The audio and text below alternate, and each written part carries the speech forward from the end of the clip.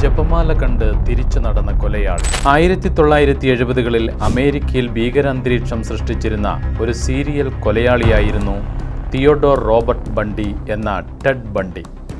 1974-നും 78-നും ഇടയിൽ നിരവധി യുവതികളെയും പെൺകുട്ടികളെയും തട്ടിക്കൊണ്ടുപോയി ബലാത്സംഗം ചെയ്ത് കൊന്നതായി 1989-ൽ വധിക്കപ്പെടുന്നതിന് മുമ്പ് ടെഡ് ഏറ്റുപറഞ്ഞിട്ടുണ്ട്.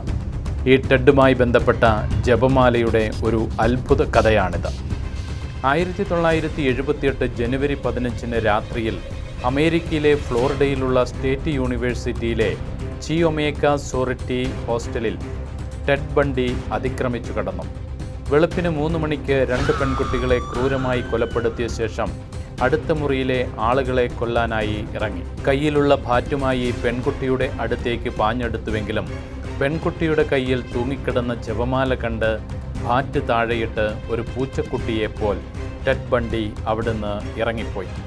മരണം മുന്നിൽ കണ്ട പെൺകുട്ടിക്ക് അത് വിശ്വസിക്കാൻ ബുദ്ധിമുട്ടായിരുന്നു. പോലീസുകാർ സംഭവസ്ഥലത്ത് പാഞ്ഞെത്തിയെങ്കിലും ഭയന്ന് വിറച്ചിരുന്ന പെൺകുട്ടിക്ക് ഒന്നും ഉരിയാടാൻ കഴിഞ്ഞില്ല. സ്ഥലത്തെ വികാരിയച്ഛനായിരുന്ന മോൺസിഞ്ഞോർ വില്യം കീറിനോട് പെൺകുട്ടി നടന്ന സംഭവങ്ങൾ വിവരിച്ചു.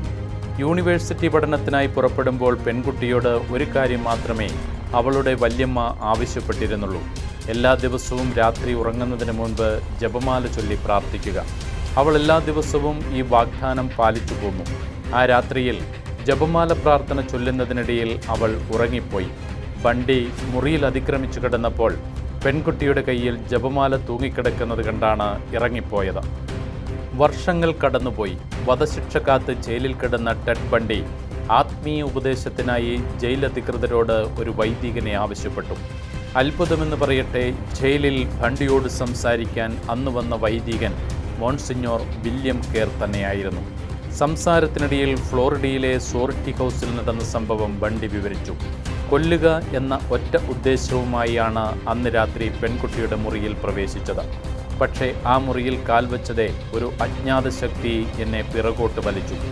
ആയുധം വലിച്ചെറിഞ്ഞ് അവിടുന്ന് രക്ഷപ്പെടുകയല്ലാതെ എനിക്ക് മറ്റൊരു നിവൃത്തിയും ഇല്ലായിരുന്നു.